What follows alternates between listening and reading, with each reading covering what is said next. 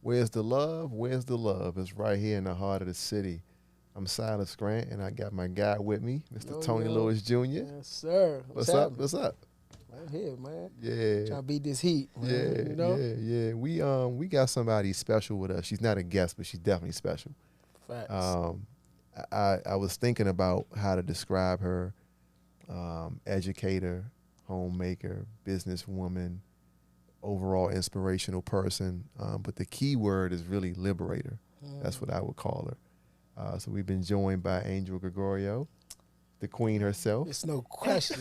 Yeah. Flew straight in from Mozambique. Oh my God, we starting early. It was just straight out the gate. Okay. Yeah. All right. And we're honored to be graced by your presence, man. You know what I'm saying? Okay. Yeah, queen, man. I mean, queen herself. we could do this all day. Y'all know that. Like this is like letting people in on the group chat. Yeah, but let us just be honest. You know what I'm saying about that's how we see you. You feel what I'm saying? Okay. So thank you for being. We know you've been running around and all that. Yeah. No place I'd rather be. What y'all say? Ain't no place I'd rather be. That's right. No place is right for me. Ain't no secret. So I want to do a disclaimer real quick because I know you've had your fair share of press in recent times. So for those who are watching this, if you want to know about like the Spice Suite and all the fundamentals of that, it's easy to go Google Angel Spice Suite and you'll find that. We're not gonna have that kind of conversation. I mean, today. We're gonna talk a little bit about Guardian, that. Washington Post, LA Times, Drew Barrymore. Wow. Any of these pups, the Rude. I mean, the list go on and on. So if y'all wanna. Forbes. Let's not leave that out. About Forbes, Bloomingdale collabs. I mean, whatever, right? So that's not what we're gonna talk about today. That's easy. Y'all can find all that. This show, how we want to design it with all of our guests is Sway in the morning. Sway in the morning. Yeah. Ball alert. Ball alert. Yeah. My bad. Sorry. But we want this to really be more of a master class on how people think. Right? Great people in the city. It's called Heart of the City, and we want to make sure that people in the city are inspired by our guests, but we want them to get a chance to kind of get a snapshot into how you think, right? So it's more so about that. When I described you as a liberator, I guess my first question is, what experience or what moment did you have where you first felt liberated? I think that my earliest experience with feeling free was through fashion when I was in high school. I went to Banneker, which is an academic high school, kind of notoriously known for like the nerdy kids in the city, not the cool kids. And when I went to Banneker, we used to have the winter ball. Everybody had to wear dresses or suits, very formal. I showed up to the very first winter ball in leather pants. And it was like in moments like that was one of those moments where I felt free, because it was like, you know what? Not only did I show up like this, but I argued my way into the winter ball and broke the standard for how you can attend the winter ball for a school that had been doing this for decades. And it was like those sorts of things stuck with me for so long on my journey. And then when I went on to Howard, there were just these moments of feeling free. And being like the girl from DC with the heavy DC accent, and being okay with being called a local, but still trying to make my presence known. And then fast forward into business, that freedom came when I was able to step away from my store and allow it to run fully without me being there. And I could be across the world somewhere still making money here in DC. So there's been like multiple points of freedom that felt different, but they all attributed to like this like fully free woman that I am now. It's interesting to hear you talk about the winter ball and how you showed up. And so whether you was 14, 15, 16, whatever your age, I'm just sitting here thinking about how that spirit, it still lives in you. You know what I mean? And the beauty in that. Like, no matter where you show up at, you show up, fully and authentically you. Yep. And I wanna frame that in a question that I had around. I remember this is during COVID. It was the first time you and this dude that you real cool with, y'all fed some people over, gave some food out over Berry Farm. He's talking about himself in the third person now. But it was a guy walked up, a young man walked up, And I saw him kind of looking at you, but again, I was thinking in my mind, right?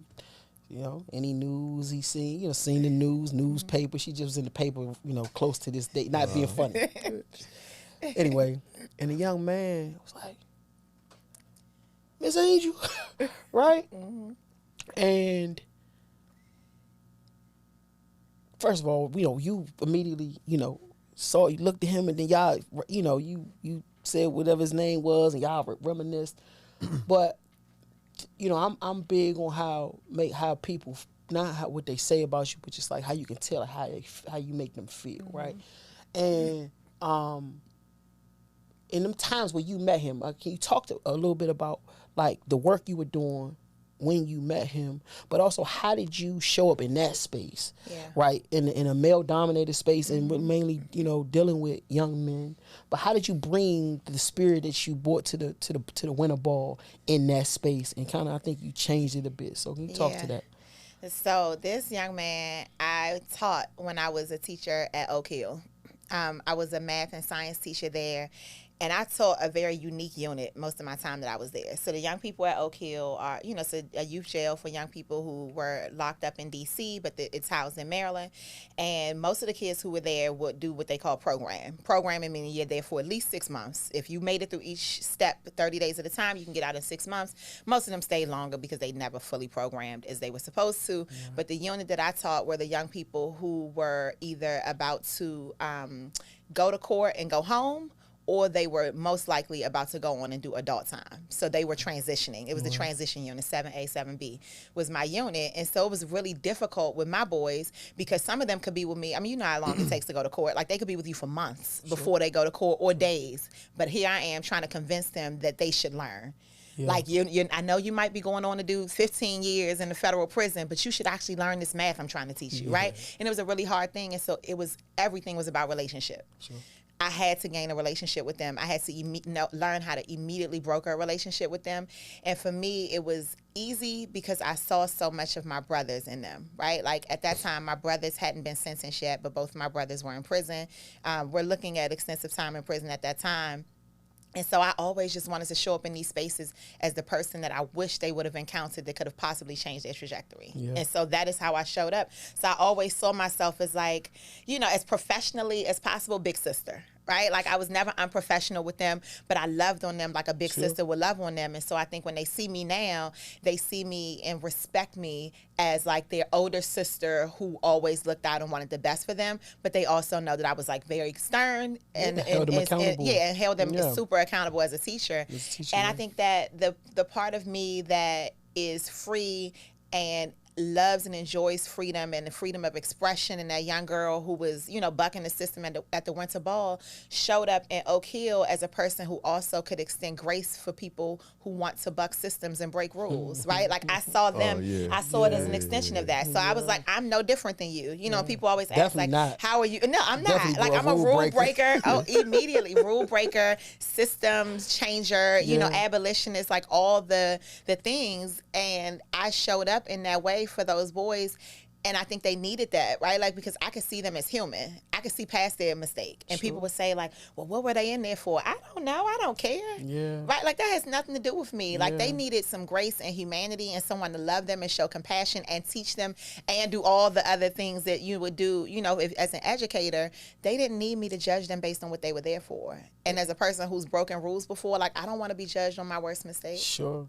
And before let's ask this next question, but I just wanted to share this too. The most beautiful thing in that exchange for me was he really was proud of you. Yeah. It was like a thing where he was just like, Miss Angel. Yeah. Like, man, man, and we was telling him, what you doing and this, we was, coordinating, or you and the dude was coordinating that and all that. Yeah. He was proud of you, which for me was touching, right? Because he's also he was just thinking about that. You didn't care. He was like, man, he used to drop us off and all this and that. Yeah. That was a beautiful thing, man, for me to witness. I for grew sure. up with them. Yeah, I was so young. Like, I was 21 as a teacher in a youth jail, where some of my kids were 18. Yeah, right. But I always had to make them think I was older. I would never tell them my age, right? So I had to make them think I was much older and act a little bit older, so they wouldn't try to cross any boundaries with me. Sure. But I'm like, the reality is, I'm a couple years older than y'all. y'all, and they call me Miss Angel. Yeah. Y'all could be calling me by a nickname for real. Yeah. Yeah. It's you know, we talk about your liberation, right? But I think a lot of what you do is in an effort to liberate other people.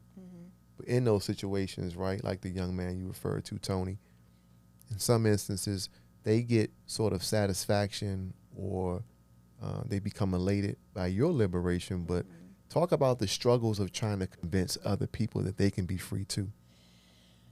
It's like the saying when folks are like, Harriet said she could have freed more slaves had they only known that they were slaves. And I think it's similar to that, right? And I think people see me being free and they see me move with such ease through life that they don't immediately, or they don't always recognize that there was a whole lot of hardship before this ease that I have now. And I think that the reason why that plays a part in me being able to show other people that they can be free is that people come with these preconceived notions about me, right? Like they assume I'm from uptown. Oh, you must be bougie. You came up with money. You had this. You know, they make a lot of assumptions about what I had, the support that I had, the things that I had. I'm like, I actually didn't have any of that, and I was still able to get free, and in some ways free myself, clearly with support, right? But to free myself, and for me wanting to see other people be free is, one, me wanting for people I love what I want for myself, right? But it's also like I want to be able to fully enjoy life. And we talked a little bit about like survivor's remorse, and it's really hard to like fully enjoy this freedom that I have when I feel like I'm out here by myself. Yeah. I mean, I can't lie. In my own travels, your voice often comes in my head when I'm doing things, because you always say, like, you know, this doesn't have to be hard. Yeah. Right? So I try to find the most efficient way when I hear that voice in my head when I'm doing whatever it is that's right in front of me. Yeah. Sure. Yeah, I think sometimes we overly complicate things, and something I talked about with Carla Harris when we did an interview. I love her. I know you told me that you loved her, and we were introduced in that Morgan Stanley podcast interview. And something that she kept saying to me during the interview and even off camera, she just said, "I am so amazed with your ability to make decisions. You decide, like you are a decision maker." And you know, one of my homegirls, she sent me it was so random, but she tagged me in a post yesterday with these 2 chairs from this like thrift store, and I was like, oh my God, I need them. And then I called the place and I asked them if they can hold them for me, and I went and got them, and I sent her a picture with my fingers so she know I was in front of them with my fingers in the picture, and I was like, got them. And she sent me a voice note and was like, Young, your ability to make decisions is unmatched. Like you see something you want and you decide it and you do it. And I sat with that last night. This was just yesterday, and I sat with it last night.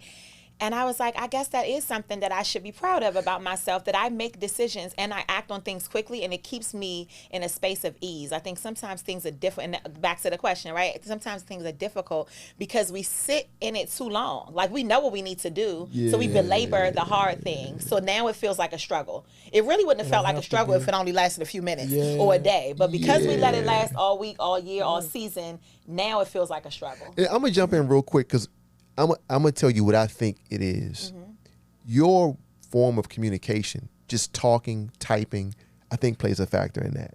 I notice at the business school sessions, you always make it a point to tell people, keep your questions concise, right? Keep your comments concise. And I think just that format in itself, I think helps you make decisions a lot better, because that's how you communicate. That's how you are. Don't be long. Don't be long, Bruh. Like let people get it out now, but that is true though. Like I think that she's efficient.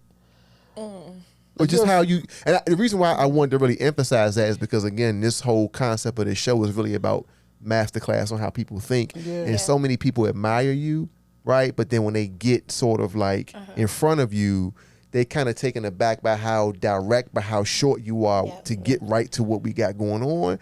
But that helps with the decision making. Yeah, and it helps me to not waste my time or yours, right? And people might not appreciate it in the moment, but I'm really doing this in an effort to conserve my time and your time and make the most of it. And I don't want to waste people's time ever. And I can actually say, like, even sometimes I may not adhere to it, but it's, but I feel like our partnership has increased my ability to be a more effective communicator. Because now I'm always thinking, well, hey, am I talking too long? Am I getting to the point? Yeah. You know what I'm saying? Yeah. Like Yeah. seriously, and like to your point. So some of those people may not understand what that's about, and let me be serious. But some people, right? When you what's the best way I can say this without you thinking I'm being funny? Or making a Go joke, ahead. which I'm kind of making a joke. Anyway. When you get to a certain like sort of level, when you have more on your plate, you do have that. Hey, what's going on? We got to get to what it is. We don't have time, and sometimes you are so willing to engage across the spectrum that sometimes people that may not have as much going on may misconstrue. When you're like, hey, but what is the point? You know, they may take that the wrong way. Yeah. They do. That's you know what I'm saying? They They do. So but this has always been me though, right? I was just thinking about what you're saying. When I was an assistant principal, my signature, you know, I put people back in the day, I guess that feels like back in the day now, would have quotes in their signature. People still do that, right? But I had a quote, and my quote that I had when all the time I was in education was by Albert Einstein, and it said, if you can't explain it simply, then you don't understand it well enough. Come on. And that is something like that has always been how I felt about things. Like I'm always trying to find the most efficient, effective, concise way to convey my thought so that I can explain it simply. But I mean, as an educator, I think that was just ultimately important because I want to be able to make sure that I'm getting across to my students what they need and allowing time for them to talk to me, right? Like there's this thing in education called teacher talk, student talk. There should never be more teacher talk. There should always be time for the students to talk. This is not a lecture. And so I'm always mindful of that. Like, let me hurry up and say what I need to say so that they can teach me, so that they can participate. Otherwise, this feels selfish and one-sided. Yeah. And I feel like that about most conversations. Like, it feels selfish and one-sided if I don't quickly, concisely say what's needed so that the other person can express themselves. Let me ask you a question around the things that you naturally do or the skills that you may naturally have or be really, really good at. Do you think that the things that you hold most sacred in your toolbox, do you feel like you're able to teach those things? Good question. That is a good question. I think that most things can be taught. And the reason why I feel like I almost have to believe that, because I believe that people can change. And I can't believe that people can change and not believe that things can be taught, because that is the only way to change behavior is by teaching it, right? And we teach that to change behavior, we have to have a replacement behavior. And sometimes that replacement behavior is a new skill. And so I do believe that the things that I have can be taught. Can I teach them? I'm not sure that I can teach them, but do I think the skills that I have can be taught? Absolutely. Some of them I do think that I can teach, but it's like any other teacher-student, mentor-mentee relationship. It depends on the other person too. Sure. Like whether we're a good fit for each other. There's so many factors that play into like how well someone receives what you're trying to teach them. So it can be taught. Whether it can be received and implemented are also very different. I mean, you having a cohort with the Spice Girls and you running all the things that you do you document or standardize things to be able to teach other folks? I do not document as much as I need to. Or really standardize it. I feel like I've just been so busy doing the work. Yeah. Right. And it doesn't even feel like work for me. Like I tell people often, I feel retired. Like I really don't feel like I work. I don't have anywhere I have to be any day, anytime. If there is something on my schedule, I put it there and I can move it. Like there's nothing that I've done in the past. I say it's been about 3 years since I've had to be somewhere or had to be at the Spice Suite. Like I have been pretty free for about 3 years now, and it feels really good. But I need to standardize things at some point. I know I will need to sit down and kind of like write down some of the systems and things that I have for my business in terms of like legacy and allowing someone else to lead. But right now, no. Yeah. That just sparked another question for me, right? I think so much of how we see work, right, has been formulated by sort of the Western system or the system that exists, right, in America, which we know is really based in sort of the Industrial Revolution and a factory, themed sort of way to run a business. top down, you know, that kind of thing, worker, blah, blah, blah. But in that same period that you said you felt like you haven't worked, you've done some incredible things, right? Yeah. Can you speak to sort of the ability to get things done, I guess in an unconventional way? Yeah. But I feel like in many ways you're starting, you know, the model that you've built at the Spice Suite and amongst other things, right? I think you're sort of leading a new way to look at work. Yep. So can you speak to that? And was that intentional, or was that just sort of like, again, one of those sort of like things about Angel? Yeah. And can that be, again, modeled for other people Yeah. to do? So I think for me, what I wanted most out of business ownership, even from the onset, was freedom. Right. So I felt like I chased freedom relentlessly. And that was the thing. Like, that is what I've always had my mind on, the freedom. Once I got the freedom, I wanted the money. And so, like, and I think some people chase the money first and they think the money will make them free. Yeah. Right. And so for me, it was the opposite. Like, I needed to be free first. I needed to, like, not have any bounds, not have to clock in, clock out, not have to be anywhere. And then I can focus on, now, how do I scale and grow this business so I can make the money so that I can enjoy the free time. And so that is how I created my business model of having the Spice Girls.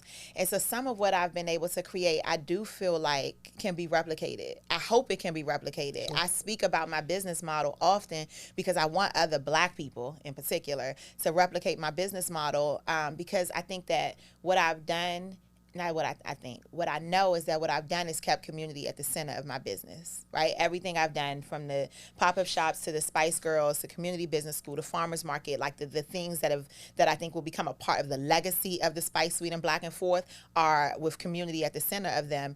And that has been freeing for me, because it doesn't feel like work when I'm hosting, you know, a farmers market or community business school. That feels like fun for me.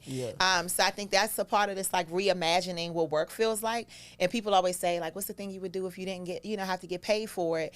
I want to get paid for everything, be clear. Like, I don't want to do anything for free. It's just to be real clear about that. Like, that's not fun to me to even think about that. This doesn't even sound fun. You helped me there too. Yeah, it's just like, let's get this money. You helped me in just saying it, like, we should. I feel like as business owners, as Black people, we have been taught to be so humble about, we even talked about this, right? So I'm still not fully in a space of, like, completely embracing where I am financially and how different that is now than where I was, years ago, and how different that I am, how far apart from, like, so many of my family and friends I am financially. That is still a space of, like, discomfort for me.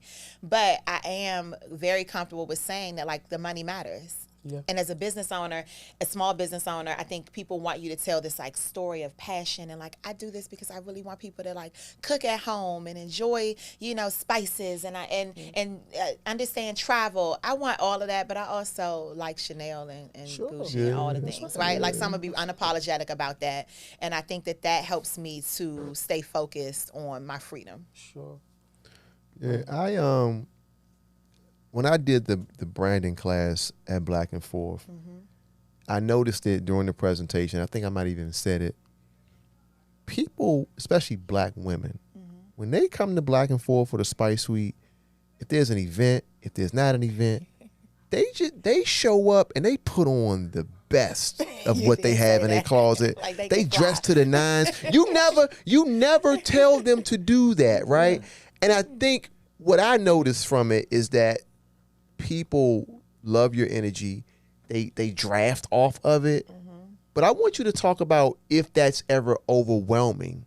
Like, do you ever feel the pressure to, like, show up physically in a way where you're continuing to inspire people? Because you don't have to tell them that. They just do it. It does get overwhelming. And it gets overwhelming now because I think people have attached this, like, almost celebrity to me. Yeah. Right? So, I mean, you are that, though. Almost. But, I'm sorry. Here we go. So it's like, I mean, even I've been out of the country. Like, Arch and Jared, told you, like, we were in Amsterdam and people saw me. Like, I've been out of the country in the Caribbean. I've been in different cities, states, and people What they do recognize though when they me. so young? I'm not doing What they this. did, Tell us what they did. And What they people, did. I'm not doing it. And people like, you know, one of my friends yesterday was joking, you know, or a couple days ago, he was joking about like when we were we were out of town and somebody like came up to me and she was like, I want to cry. And she, you know, and so it gets overwhelming because sometimes I just want to run out the house, right? But I'm always thinking like, dang, I'm probably going to see somebody in Target. Like I got to put some clothes on, or I don't feel like going. Like sometimes I want to run into the Spice Suite when we're open and I'm not dressed, right? And I'm like, I can't run in there like this because the people want to take pictures and they post my picture. Like I can't just run out. I feel like I always have to be on. Nah, I'm. He's about to go. No, it's I'm about not. to go to 100. No, it's not though. But you know what's interesting though? I think it's a sweet irony in that though, because you're also the person that would show up to like a very regular thing, decked out, right, on the opposite end. But now, I mean, that was just Angel being Angel, right, just showing up. Man, when you Angel came to the thing like this, right? But yeah, I can hear that, right? Because now though, but then when that's the expectation, like every time, you are, you know. You a mom, you know what I'm saying? You a regular woman, you know, until you got to be, you know what I'm saying? So you might be running to the grocery store or running the, I don't have that pressure, so I wouldn't know. I mean, because I remember, so you and we were in the same spaces many years ago, but we didn't know each other. And I remember Brandon had me get in the car with him, like, you got to go meet this girl, Angel, right? And he drove me up to the Spice Suite. And again, we had crossed paths, we didn't know each other. And like in the first 30 minutes, I told you, my wife got to meet you, right? It was an aura, like, you know what, like I need her to know you, right? And I understand to some degree what that aura is, because it just comes off. But I know it just has to be a lot at times. It is. Like, I mean, even for my kid, you know, my kids, like my son, he's like, oh my God, Mom, like you like a celebrity. Like, what was that about? Like he'll see, you know, we almost every time we're out. I mean, honestly, it used to be like sometimes. Now, almost every day that I'm out, somebody stops me or says something to me, no matter where I am, even if I'm not in DC, right? Somebody says something to me and he's like, like the people, like they just gonna stop you. Like she stopped you just to say that. Yeah, right. Like he'll listen. He's like, she stopped you just to say that, and I'm like, yes. And be nice. We have to be patient. You know. So I'm teaching him too how to respond to people who respond to me this way, because they are responding with so much like admiration and excitement that I don't ever want to diminish that, and I don't want to be brief or curt or rude to people. But there's also like a lack of boundaries sometimes with people that is difficult to navigate. Where it's like, come on, I'm having a good time. Like I've been out, you know, at parties, you know, with my girlfriends, and I'm like mid dance, and y'all see me dance, right? Like when I'm dancing, I'm in the zone. I love to dance. I'm mid dance, and somebody will like grab my arm down, like, excuse me, and I'm like, I was in the middle of a song. Like, come on, we got to do business right here. Or you in there discreet and G on the mic, like Spice Suite. Good old black good old G. I could be in the back. We were at Anthem. I was at Anthem is huge. I was way in the back. Didn't tell him I was coming. And I was like, how did you know I was here? You saw the video. Yeah, I'm like, how did you know I was here? I always saw that joke. Yeah, like how? Nah, but that's I think for people, you know, particularly I think probably more so in like just, you know, again, if somebody at a corner store or gas station or, you know what I'm saying, on Benning Road somewhere, wherever, and they see you, you know, in their mind, right, they just don't expect to like see you there, like with, you know what I mean? This lady definitely said to me, like, I was in the dollar store. She was like, you shop in the dollar store? Right. And I was like, yeah, because I think that's part of, you know, it be happening like that. It's so crap, but people, I think, forget that's it. I'm you as well. Like I'm all of those things. But I still live in the hood. I'm you. You know what I mean? But I think it's a beauty in that too. Yeah. I just hope people, you know, can glean from that what we intend. Yeah. Like, if you just came out your house and saw me on TV or you was watching me on YouTube or whatever. But I'm in the store with you too. Yeah. You know what I'm saying? So I think there's a power in that, and I think that even to your question side, when them women, if they don't know Angel, when they come in there, they want to be the best representation of themselves. Yeah, they feel like they're gonna meet somebody. You know what I'm saying? I've seen that. Yeah, man. And I've often seen you, you know, when some people come to you with that type of like admiration in their eyes or whatever, you want to get them that back in some trying to find a way to just make them feel like I appreciate. You know, what you give them. But if as that's become, you know, so common to, you know, do you, and sort of, is it over, you asked about if it's overwhelming, but do you feel a sense of like, is there a pressure there though? Or how do you deal with that? Like, how do you rationalize, like, you know, that? Because that can get tiring, you know what I mean? I have to always remember that, like, these people that are super excited are probably also my biggest customers. Sure. And if they're not, they told a bunch of people about me. Sure. Or, you know, and it's like the reality is I am only successful because people continue to buy my products and shop with me. 100%. Right? And so I can't dismiss the fact that these people are excited to see me and our customers of mine. Well, maybe they haven't bought anything, but they auntie that they told about it who is getting money, you know, comes and shops all the time. So you just never know, right? And not that it's this financial thing, but it's just this like extension of gratitude. Like, I'm grateful for you because you, as my, you know, as a supporter of, you know, quote unquote fan, you are the reason why I get to live this life. Like, you're the reason why I'm free now. Yeah. That's deep. Yeah. That's deep too. Like, I think your personality, who you are, and also what you do, right? Because that's the thing. You are, how Silas describes you, you really are multifaceted in that way, right? And so with that, it's like, I want to support her, right? I think it's went from, let me say that the other way. It's went from, I want to support her just because based on all that she's done. Everything, whether it's teaching kids, whether it's giving out food, whether it's whatever, right? Changing laws, whatever, right? To, oh my God, these products are amazing. Right? That's the amazing thing, is that the aesthetic, the product matches the aesthetic. Right? Both are high level. You don't always get that. There you go. Yeah. There you go, right? So it's not just, seriously. And I think the growth, right, from the Spice Suite to Black and Forth, right? From the Spice Girls to having actual tenants. And while still having the Spice Girls, right? For people to have actually seen that growth, and mind you, in a period where not just in Washington D.C. and not just in America, but all around the world, we went through something being COVID, where businesses shuttered. Internationally, businesses went away, and your business grew. Can you talk to us about that period? You should travel with you and introduce you. When you Right? Data, historical. I've been there, man. So it's incredible. It's humbling, honestly. Like, especially with retail, right? Like, I mean, even if we think about Georgetown, we've been in DC.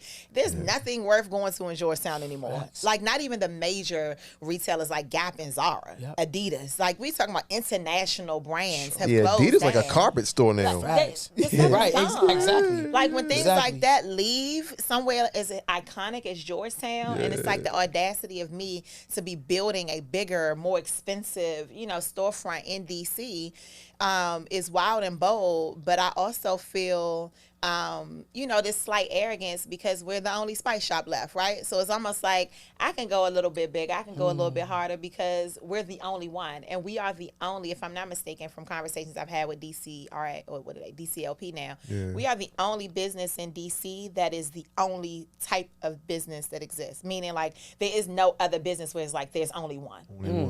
Like, there's no deli, car wash, you know, dollar store. Like, there's nothing else you can think of where it's like there's only one. Like, we're the only one that exists in that way. And so there's this uniqueness around it that allows me some flexibility to dream a little bit louder and bigger, because I feel like, you know, if you're in DC or Maryland and you're Googling spice shops, you gonna land at the Spice Suite. But now, if I'm coming from Philadelphia or Atlanta to the Spice Suite, right? You know, part of my my desired experience is to meet Angel, right? Oh. So how do you manage the expansion at this point where you keep the aura up, Yeah. you keep the product up, right? But a part of the experience is maybe I'll bump into Angel, but now it's like maybe you won't. Yeah.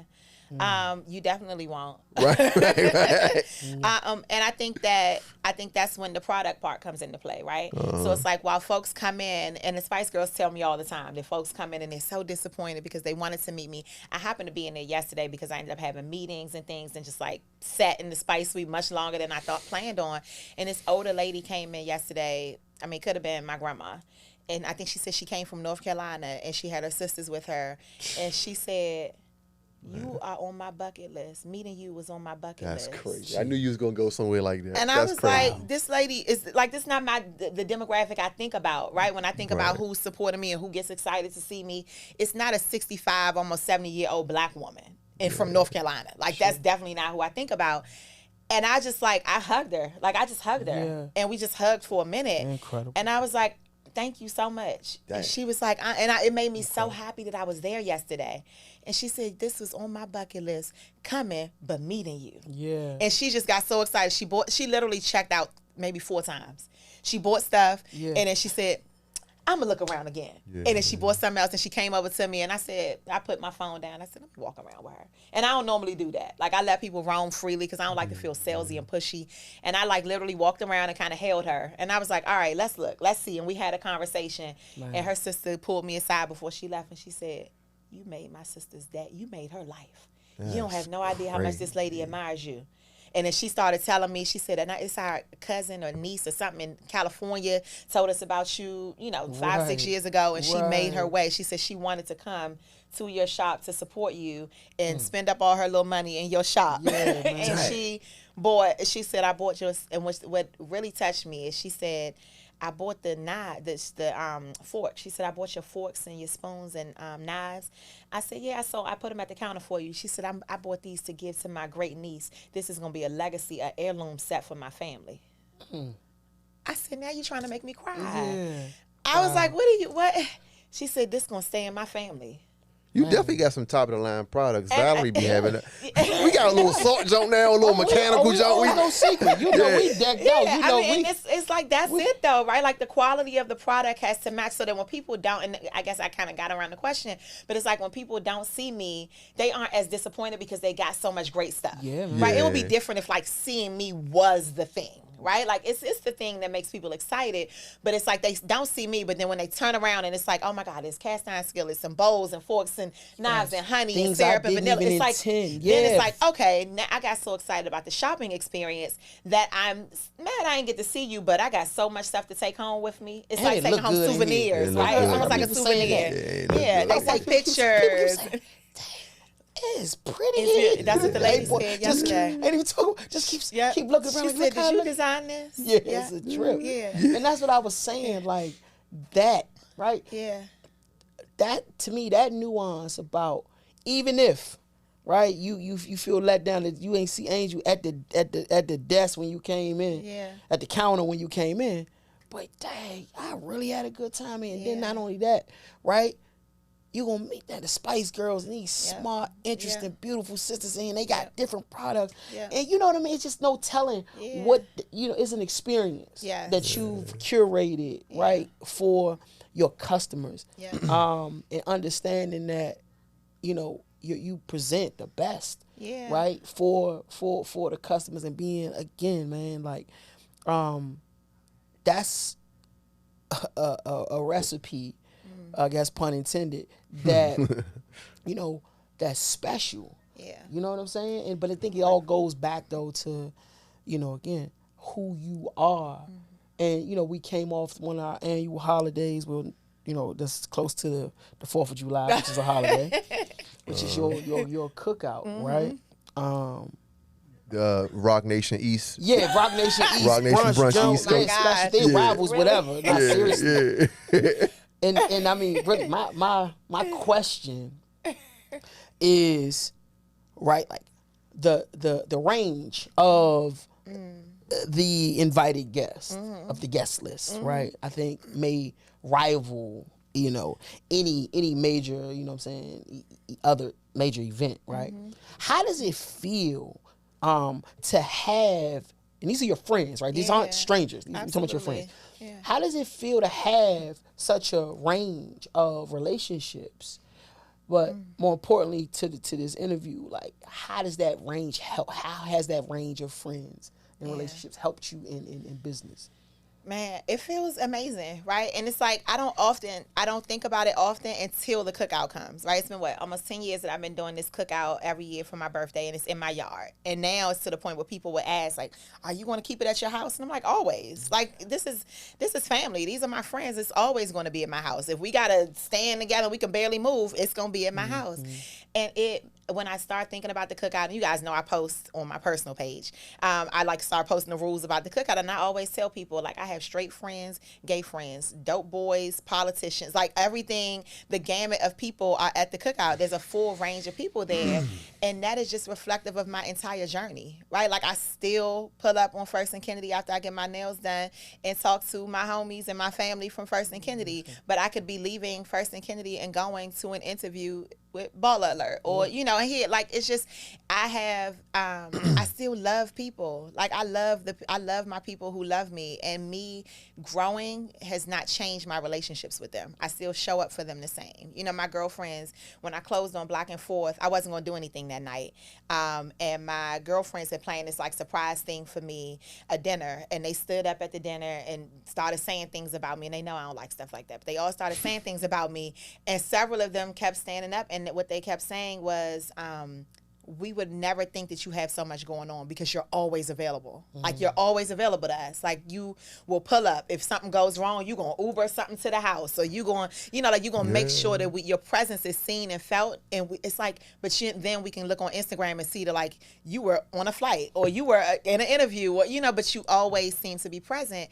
And I feel like that is what keeps the cookout guest list the way it has been, and it's typically the same people. I mean, you see some new people every year, but for the most part, like, there's, you know, some staples. People, and these people have been in my life for years because I've always shown up for them, and they show up for me. When I need something, I know I can go to these people, and that has never changed. Yeah, incredible. So we talked about you talked about, you know, being present and available for people. You and I are kin when it comes to, like, communication. And we share the same ideologies a lot of times, right? The whole idea of, like, picking your brain and can I get a meeting with you? What is it that person has to do or should do to get your attention to make you stop and say, yeah, this is worth my time to sit and talk about this? What are the elements of that? I think they need to present themselves with something synergetic. Like, they need to present themselves with something that I feel like aligns with me and who I am, what I like, you know, what feels good to me. So I feel like so many people come to me with, like, what they need from me. Yeah. And they never seem to offer anything. Yeah. Right? And it's like, I am a giver. And I have to stop and tell people, like, I give a lot. I do a lot for community and service. So I don't feel bad when I don't take your meeting. Like, I don't feel like, dang, I ain't do my community service for the year because I ain't sit with this girl who's trying to grow her business and she needs to sit, you know, she wants to pick my brain. I feel like I've done more than enough. So I don't feel bad about it. So at this point, I need people who are, like, serve some mutual benefit in my life. Like, I need you to show up with something. And it doesn't have to be an eye for an eye sort of thing, right? Like, if you say, you know, you're looking for my time, I don't need the exact same thing back from you, but it's like a feeling. Like, there's not this, like, list of things. There's sometimes people reach out and it's just like, this feels good. I've been thinking about this. It's my first time verbalizing it, so if it doesn't come out right, forgive me. But my thought recently has been, to anybody that wants to pick somebody's brain or get a meeting with somebody, ask yourself this question. Do I think the person that I'm reaching out to would be disappointed if we missed this meeting? Right? That's great. Yeah. Like, would they be disappointed? Yep.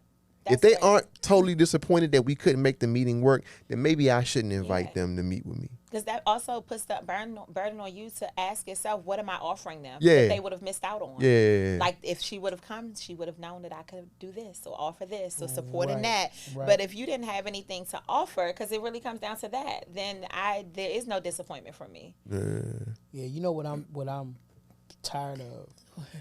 you know, sick of it, right? Is being her.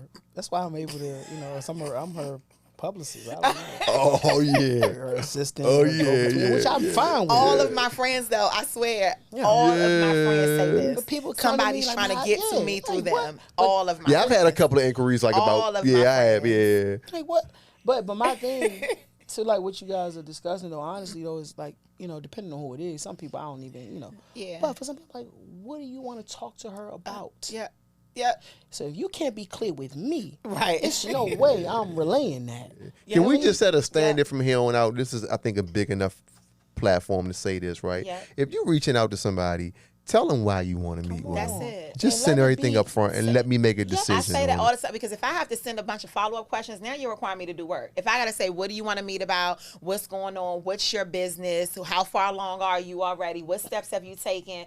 If I have to ask you all that, now you've wasted my time. Yeah. I'm not interested. And I think that it's important. Okay, you both are my brother and my sister, right?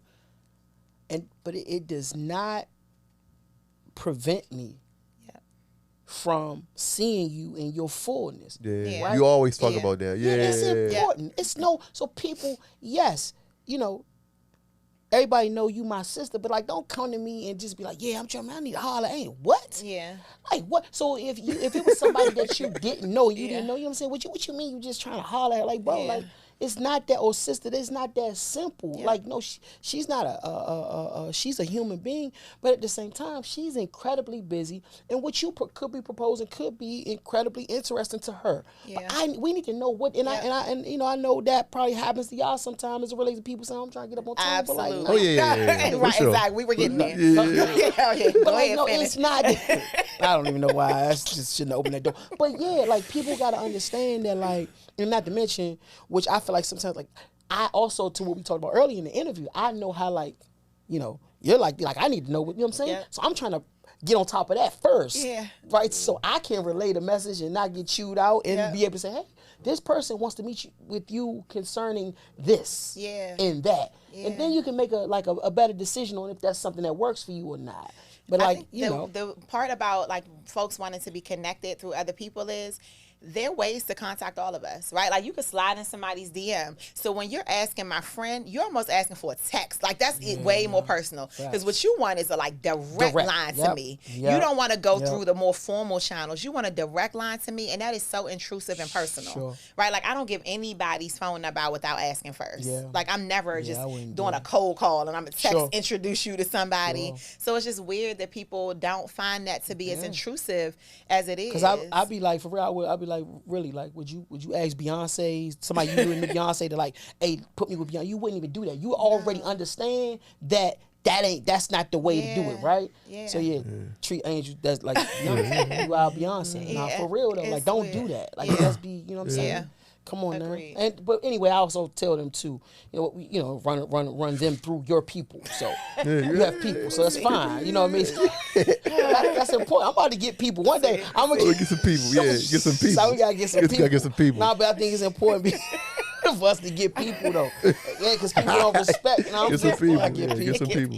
You got people though. Yeah. So, but yeah, but nah, we're learning. You get people. Can that be one of the lessons? Is that Shout one? out to Yvette. Yeah, Yeah, man. okay. Nah, no Thank question. Yeah, nah, great people. My Great people. people. Get some people, man. Yeah. Your people, man. I love that. I love that for you. That look good on her, right? Oh my That God. look good on her. Wow. Looks I real just- good on you, man.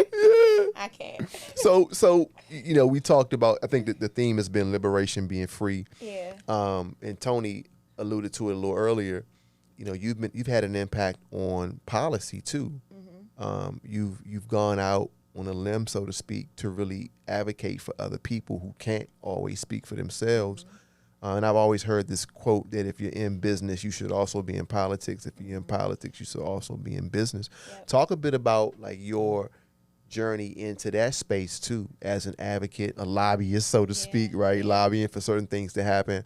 You know, walk us through what that experience has been like. Yeah, I think that, like, I mean, similar to that quote, right? You can't have a business and expect the community to show up for you and you not show up for community. Yeah. Right. And I truly believe that. And so for me, showing up for community means that, like, if there's an issue that I see and I know that I have the power to help solve that issue, or I know people who can help solve that issue, I need to help solve that issue for all of us, right? Yeah. And it's the same way I am even as a parent. Like, when I advocate in my kids' classrooms, I'm not advocating just for my son and my daughter. I'm asking the question about all the kids, because I know, as a former educator, I know the questions to ask that the other parents might not ask. Or I have the time to be at the school to ask the questions that the other parents might not ask. So I'm always thinking about, how do I advocate on behalf of the most of us, right? And usually that's the least, right? In terms of, like, power, it's the people, the folks with the least power that I'm trying to advocate for, because I know now that my influence and my voice is big and powerful, and I've built relationships with folks in politics, and so they listen to me. And so I'm always trying to think, like, what can I do that will impact all of us? So even like the Commercial Property Acquisition Fund, right? I was like gonna say, you got about 4 or 5 on the books. I mean, like that, and that started with the conversation with, Councilmember McDuffie and I sitting down, having a conversation about, like, my old landlord and my business and where I wanted to go, and me just telling him and Marissa at the time that, like, hey, there needs to be some sort of legislation that allows for Black people in particular to be able to own their spaces. Like, why doesn't that exist? And it was just like that became conversation, and then it became, some legislation behind it, and a lot of funding behind it to allow. And I was the first person to receive that funding, but it was never just about me receiving the funding, right? Like, I stayed in communication with everybody, literally every agency and the heads of agencies throughout my construction process, to complain, but also to let them know that, like, I have influence and you guys need to fix this problem. And as soon as I got out of construction, I went back to the mayor's office to say, like, now let's assemble all these people at the table and figure out how we're going to fix this, because the next person isn't going to be heard. And so we started that process, they probably couldn't make it through. They couldn't make it through. Made it through, and nobody's listening to them, right? Like, nobody, their emails are falling off and being swiped and deleted, but mine are getting the attention where now you're, like, CCing deputy directors and deputy mayors, and everybody's on my emails trying to figure out how do we fix this for Angel. And now my responsibility is, like, now, how do I make sure that when Tony and Silas go back and they're ready to buy their building, that they don't have to send 50 emails. Let's fix the system now. Sure. I just identify the problems and then, like, put the people in place to fix the systems. DC Natives Day. Yeah. The think tank that led to the REACH bill, the Absolutely. racial equity. Yeah. And I was a part of those conversations. Yeah, we had a lot of meetings and things around that to brainstorm. I'm not doing that. We announced it. 2024. I'm not doing But this. but I think again, redefining, redefining what it looks like, being multidimensional. Yeah. You ain't getting nothing that you don't deserve. Because a lot of folks, they want to get grants from the city and all that, but they not willing to do that work to be able to really sit with the problem and deal with it. Like, first, and I think being in a position too, not only to receive, but also to bringing some, as you talked about, the people that reach out to you. Yeah. Right? Being able to bring something to the table where it matches. Yeah, and that's even important even for funding, right? Like, a lot of these grants want to know, like, what is your impact? Sure. Once you get this money, what impact are you going to make? Like, are you trying to build a spice shop just so that you can become a multimillionaire? And it's like, when I come asking for money, DC government, like, they know that I'm not asking for this just for the purposes of my own financial gain. They know what my spaces do. When you give to the Spice Suite, you are essentially giving to hundreds, if not thousands, of other small businesses. Because how many give me pop-ups $1 have you million had? and I'm a multiplier. How many pop-ups have you had? We've hosted over 5. MasterCard actually did a whole data report, a data-thon, and revealed that we've had over 5,000 pop-ups since we've been in business, by over, I think, over 3,500 different small Black businesses, unique businesses in almost 8 years. It's incredible. Even the community business school, like the things that we're hosting, like, we aren't doing this just for us. The farmers market, these farmers, some of the vendors have said, like, I wanted to be at Eastern Market. I tried, how many times I applied to be at Eastern Market or DuPont, and they denied me. And we know it's because they're Black, right? And I'm accepting you. No application fee. I don't take no commission, no percentage. I'm spending my money with you. Pull up, sell your produce, make your money, and they're selling out every single time. Every market we've had, the produce vendors have sold out completely. You just talked about, you just dropped something of that quantitative stuff, right? Mm-hmm. But what I want to raise up, though, in that moment, just listening to you, was what the qualitative in terms of your space. Mm-hmm. It's bought, community, we use the word community. you've created community that's had incredible impacts, far-reaching relationships, probably been babies made, marriages created, for real, from what happens in your space. Yeah. I think I don't know how that would happen, but being able to like just capture that other business relationships that have spawned, right? Because business people met or community people met, activists met. Yeah. You understand what I'm saying? Yeah. I know that personally to be true. What happens, I think that's sort of what I was getting at with the cookout, but that also happens in your space. Yeah. You know what I mean? Yeah. It happens in your space, just people coming together and building. Yeah. That to me, in terms of your legacy, I think that's gonna be the thing that's the most, like, that's the deepest impacts, man. You bring people together. And that for me is liberating. Yeah. Like that, for me, is what helps to make me feel free, to know that I am in some way helping other people to find their freedom. Right, whether that's through a person, through an opportunity, through a new customer, through a revelation that they've had about their business or their lives or whatever, from being in my space, just being inspired, like creating a space that is so inspiring that you feel free just standing in it. Yeah. And that ain't theory. That's real. alive. That's real. Yeah. That's concrete. Yeah. So as we bring the conversation to a close, this might open up a whole another hour, but I want to really ask you, in this day and age right now, in July of 2023 in DC, there's a lot of discussion about crime, public safety, those sorts of things. For a long time, I've really struggled with this thought that you've shared, that the way in which we envision law enforcement currently is totally off, right, from your perspective, right? Yeah. I mean, I hate using the word extreme, but your thoughts are out Radical. there a bit, right? It's very radical, right? Talk a bit about what your stance is on that, and then if you could convince, or maybe try to convince people to understand where you're coming from with it and how it could be beneficial for us to really rethink and shift away from the current format. Yeah, I think that, like, at the root of a large majority of crime, there's the issue of poverty, right? And I think that's like the baseline for me. And I feel like when we start approaching crime and public safety as an economic issue, then I think people will hopefully start to see it differently. Because I think we look at it as this like social issue or racial issue when it's really an economic issue. Like, poor people are doing what they think they have to do to survive. And poverty, like what I know from having multiple degrees in psychology, is that poverty physiologically changes your brain.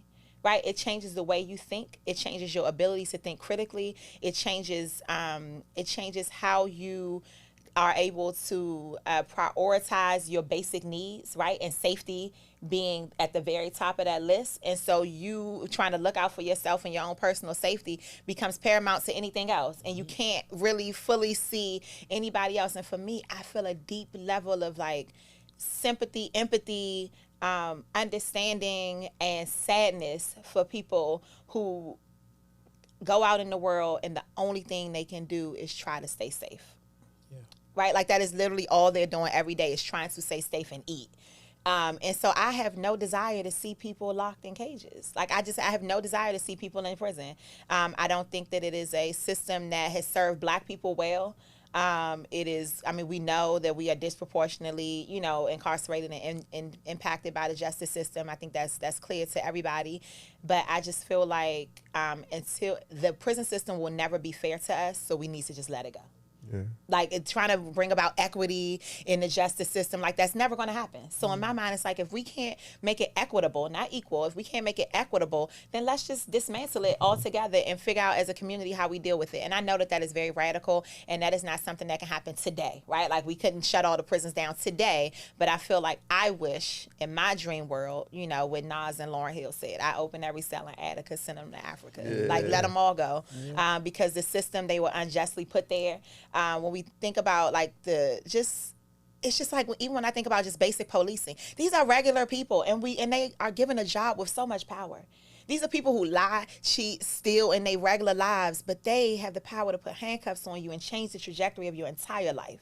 They can falsify a police report and change your entire life, right? And not saying that everybody locked up is innocent, but the way policing works and the idea of policing, and we know how historically where it comes from, from slavery.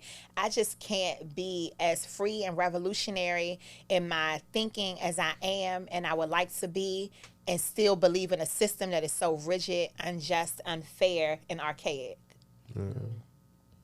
I can't. It seems too diabolically opposed. Like it doesn't make sense for me to be free and believe in locking people up. Free the men and the women. Let them all go. You know.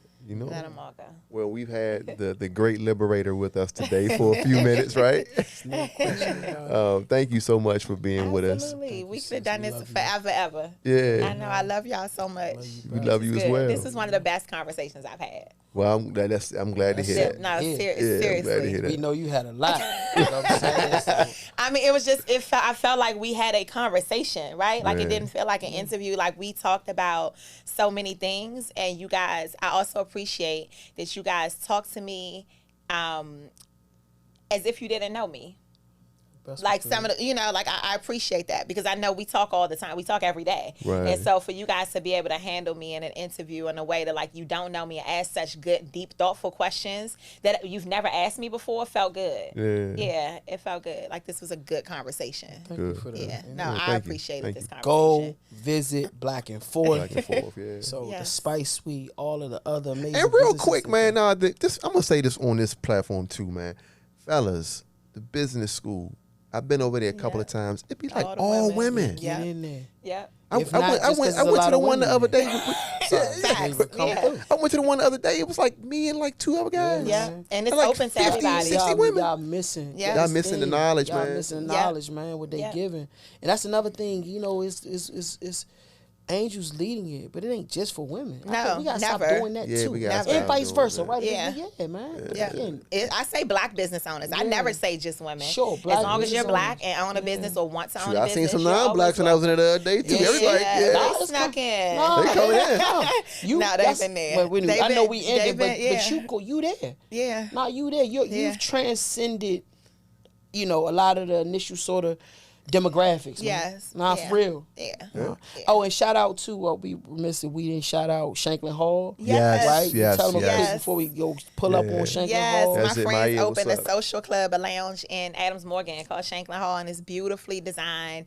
Energy is amazing, and it's perfect, and it's fun, and it's something new to do in the city. Yeah, man. Get tired of the same places. That's it. Yeah. Yeah. Well, Heart of the City, thank you guys for watching. As always, we appreciate all of our guests, but this is definitely a special guest for us today. We're out there doing these shows. Like and subscribe to the channel. Facts. And we'll be back with more guests. More heat to come, man. Peace More and heat. love. Peace and love.